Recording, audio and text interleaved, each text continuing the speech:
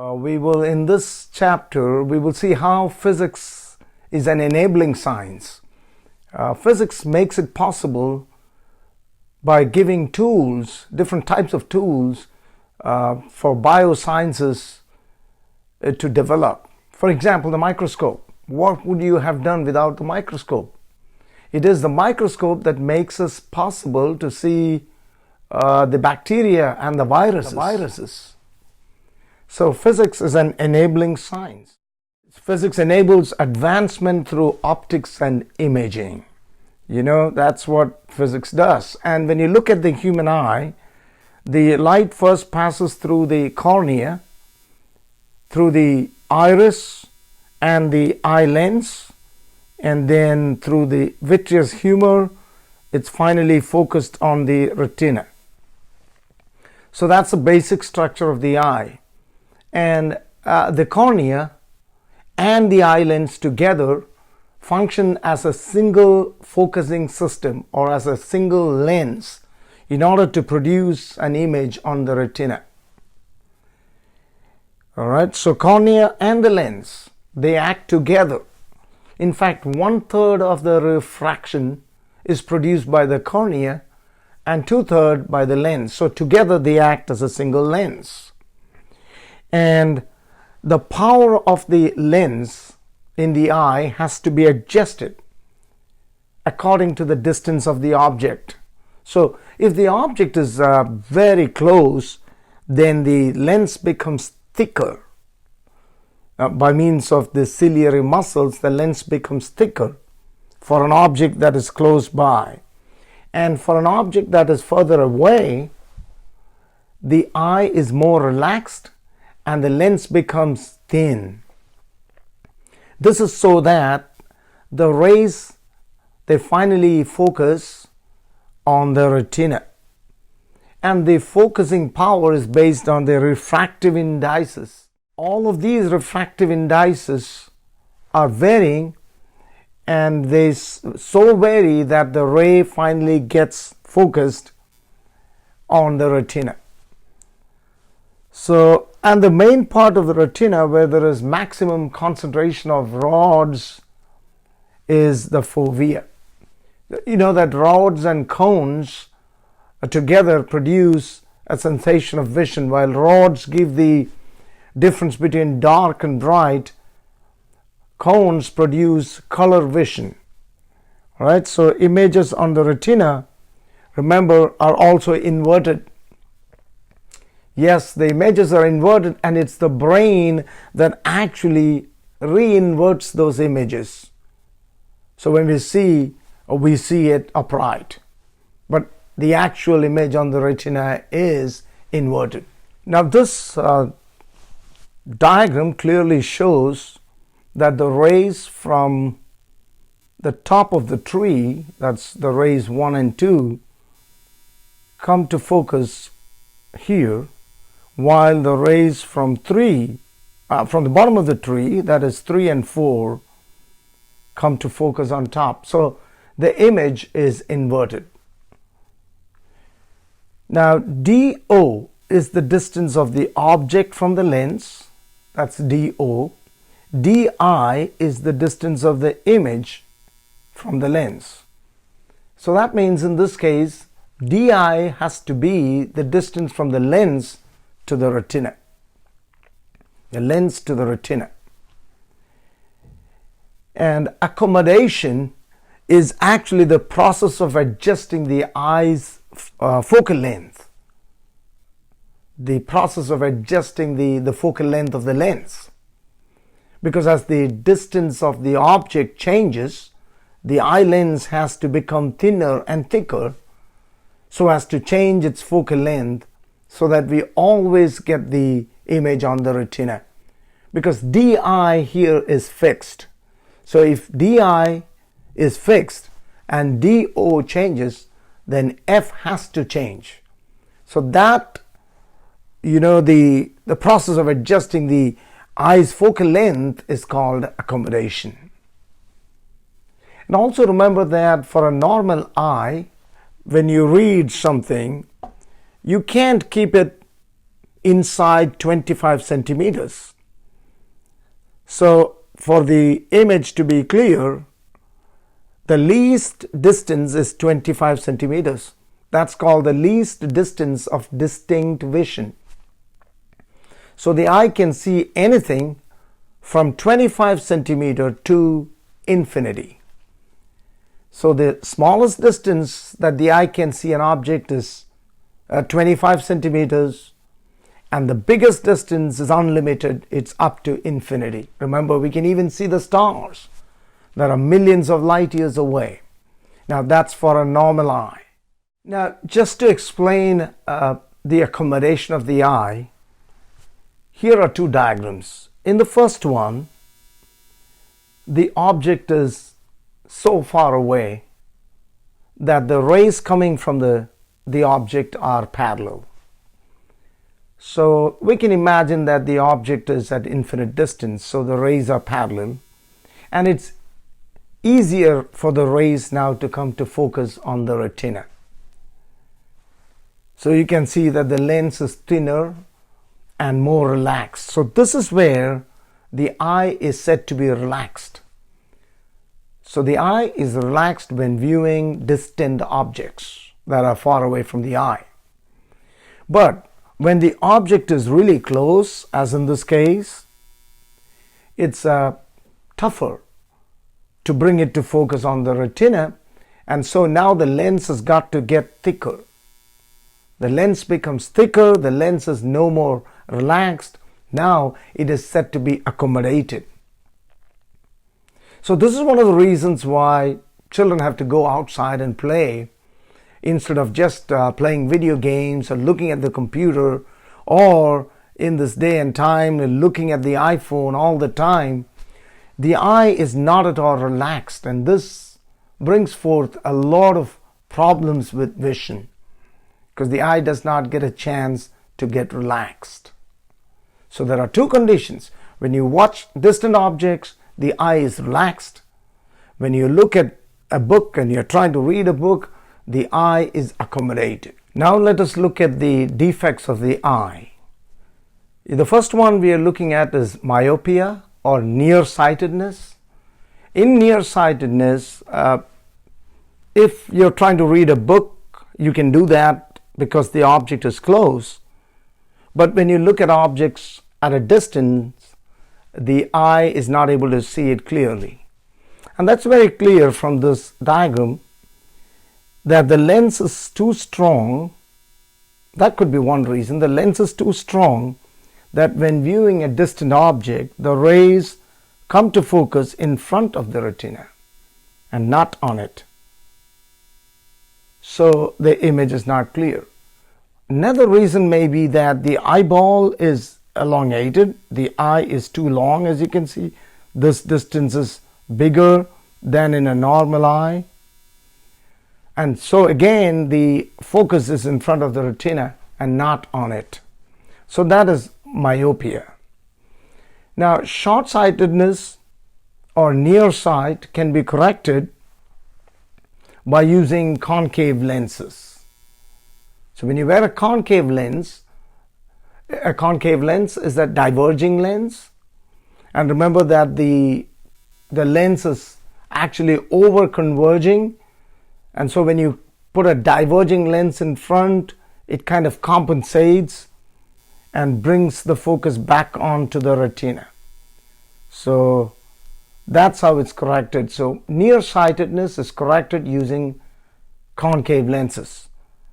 Also remember that in people with nearsightedness, there's nothing wrong with the near point. The near point is still 25 centimeter because when they hold something at 25 centimeter, they're able to read it, right? The problem is with the far point. For these people, the far point is not infinity.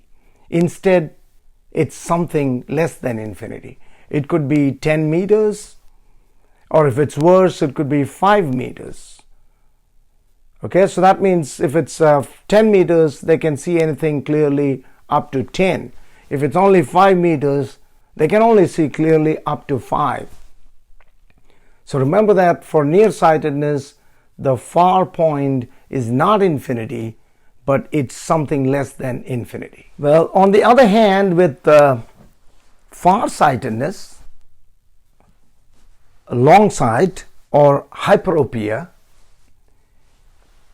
the problem is with the near point. The near point is not 25 centimeters. The near point is now bigger than 25 centimeters. So that's why you see people holding the book further away, because their near point has been shifted away. And this could be due to the eye lens becoming too weak. As you can see here, the eye lens is too weak, and so that the image is formed behind the retina. Or it could also be because the eyeball has got too short, so that means it's elongated along the y-axis and shorter along the x-axis, which again brings the focus behind the retina. So kind of the lens is now over diverging. So this defect is corrected using convex lenses. As you can see here, placing a convex lens here converges that back onto the retina, because a convex lens is a converging lens. So remember again that the near point is not 25 centimeter. What about the far point? For far-sighted people, the far point is still infinity. There's nothing wrong with that. It's the near point that is not 25 centimeters. Another defect of the eye is called astigmatism. And if you look at this, I actually have astigmatism. So if I remove my glasses, close one eye, and look at this diagram through the other eye, some of the lines will be clearly focused and the others will not be, which means some of the lines will be darker than the others, which again means that I have astigmatism. So if you have horizontal and vertical lines like a graph, people who have astigmatism, they will be able to see either the vertical lines or the horizontal lines clearly, but not both. So that's what you mean by astigmatism. And it's basically because of the change in shape of the cornea. That's why there is asymmetry in the focus of the eye. The change in the shape of the cornea. And this is corrected using cylindrical lenses. All right. Cylindrical lenses are used to correct astigmatism. So the lens that I'm wearing on both, it's a combination of a spherical lens and a cylindrical lens, because I have nearsightedness and astigmatism. Now, when we talk about contact lenses have a lot of advantages over glasses. You know, the main advantage is that it improves the peripheral vision. You know what that means? The peripheral vision is even when you're looking, I'm looking at this camera, but my eye can see anything, any movement that happens on the sides. That's peripheral vision. With glasses, the problem is that, you see, the peripheral vision happens through the outside of the lens, because it's not covering the entire eye. With contact lenses, since it's covering the entire eye, and not only that, when you move your eye, the contacts move, so it benefits the peripheral vision. Number two, with glasses, the distance of the eye from the glass is not the same. Like when I look to the side, the distance is bigger. So that upsets the focus. So that's why it won't be that clear. All right. And then the modern corrective measure is LASIK. Now in LASIK, the cornea is reshaped. Actually, the outer flap is removed and the inner part of the cornea is reshaped in order to change the focus. So remember that it's not just the eye lens that focuses, it's the cornea and the eye lens.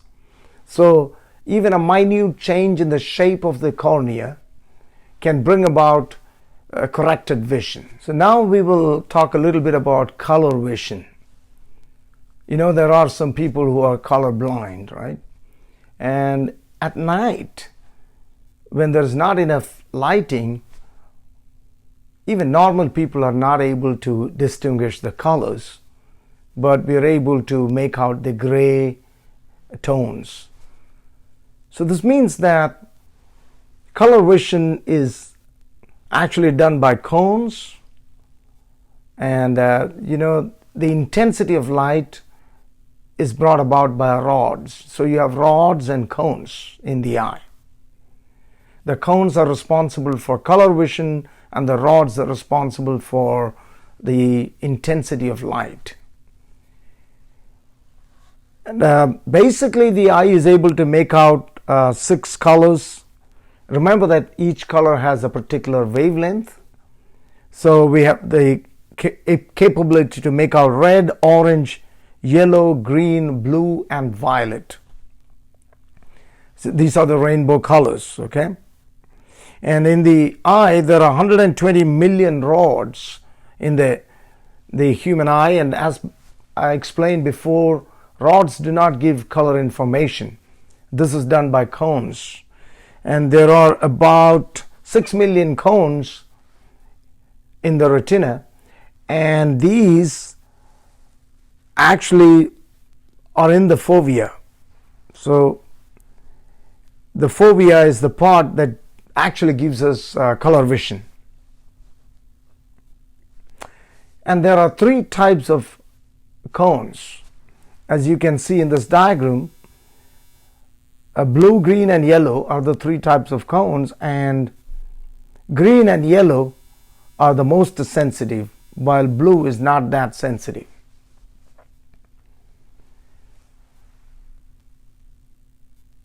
And also remember that you know, the mixture of these colors can produce other tones like brown, teal, magenta, cyan, and all that.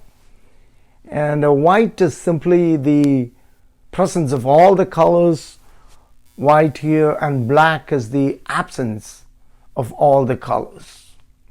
You do know that red, blue, and green, when combined together, can produce white. Red, blue, and green. So that's called the RBG, okay? So that's primarily how colors are produced on the television, by using a mixture of red, blue, and green. A microscope is a very important tool in biosciences. And here is the diagram of a compound microscope. Now, a convex lens just by itself can act as a magnifying glass. But when you combine 2 convex lenses, that's when the magnification increases. That's why it's called a compound microscope. Of course, one is the eyepiece through which you look. The lens closer to the eye is the eyepiece, and the lens that is closer to the object being viewed is the objective. And the distance between the objective and the eyepiece can be changed. So let's look at the image formation in the compound microscope. So you have an image, you have an object here, and the objective first forms the image right here. That's where the image is. And notice that this image is inside the focal length of the eyepiece. So that's the focus of the eyepiece. This is the image formed by the objective, and that's inside the focus. And if you remember, when the object is inside the focus, the lens produces a virtual image. So this image will now act as the object for the eyepiece, and the eyepiece produces its virtual image here. And that is further away from the eye, because we are viewing from this side. This image is far away from the eye, so the eye is relaxed. And the image is still inverted. And the total magnification in a compound microscope is the product of the magnifications of the objective and the eyepiece. It's the product. So if the objective gives a magnification of 4 and the eyepiece produces a magnification of 25, then the total magnification is going to be 100. Practically it's the other way around. I was just throwing in numbers there. So that's how you calculate the magnification of a compound microscope. Next we have a telescope. The difference between a telescope and a microscope is that in a telescope you don't want to magnify the object in size, because in a telescope, you're looking at objects that are far away, like a star. The star is already huge. You don't want to magnify it. You only want to resolve it. That's a technical term, resolution. So in a microscope, the objects are close. In a telescope, the objects are further away. In a microscope, there is actual magnification of the image. In a telescope, we're not looking for magnification of the whole image because the objects are far away. If you look at this diagram, you see that the rays are all parallel. So parallel rays always come from distant objects. And when it passes through the objective produces an image here, which is going to be exactly at the focus of the objective. And that happens to be just inside the focus of the eyepiece. So the eyepiece takes this and produces its image here. So that's the final image. And the distance between the objective and the eyepiece is made just a little bit smaller than the sum of their focal lengths. That's very important. The distance between the lenses is made just a little smaller than the sum of the focal lengths of the objective and the eyepiece. And magnification in this particular case is negative FO by FE, where FO is the focal length of the objective and FE is the focal length of the eyepiece. There are different types of telescopes. Like in a Galilean telescope, he actually used a convex lens as the objective and a concave lens as the eyepiece. But in this one, both of them are convex lenses. So you could also have a telescope with the eyepiece, the objective being a concave mirror. There are advantages and disadvantages of those. Finally, we look at the defects of lenses. There are many defects for lenses, but we're only going to focus on chromatic aberration. Actually, a defect is called an aberration. Chromatic comes from the word chrome, which means color. Now, chromatic aberration is the inability of the lens to bring to focus all the colors at the same point. Now, why don't all the colors come to focus at the same point? And that's because the refractive index of the material is not the same for each wavelength. The refractive index is greater for violet than for red. So violet is bend more than red. So violet comes to focus closer to the lens because it's bend more, and red further away, and you have the other colors in between. So if you're looking at a white object through such a lens, you will get the image, but the outside of the image will be colored with all the colors, and the red will be on the outside, the violet and the blue will be on the inside. This is called chromatic aberration. This is a problem, especially in cameras.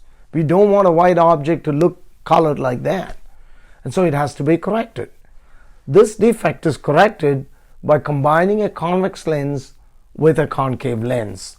That's called an achromatic doublet, achromatic doublet. Now the simple idea is that whatever color the convex lens converges more, that same color will be diverged by the concave lens. Diverge more by the concave lens. So it compensates. That's why when a white object is viewed through a achromatic doublet, all of the colors come to focus at the same point. So all of these lenses used in cameras are actually combination lenses of a convex and a concave, and they have to be made of different materials as well, because otherwise it will lose the property of being a lens. So when this combination is used, white objects will continue to appear white, which is what we want. So here is a short and sweet chapter on the eye and optical instruments, which I hope you have understood. But the understanding of this chapter depends on the understanding of the previous chapter, where we talked about the properties of the convex and the concave lenses. So thank you for watching. Be sure to wait for the next video.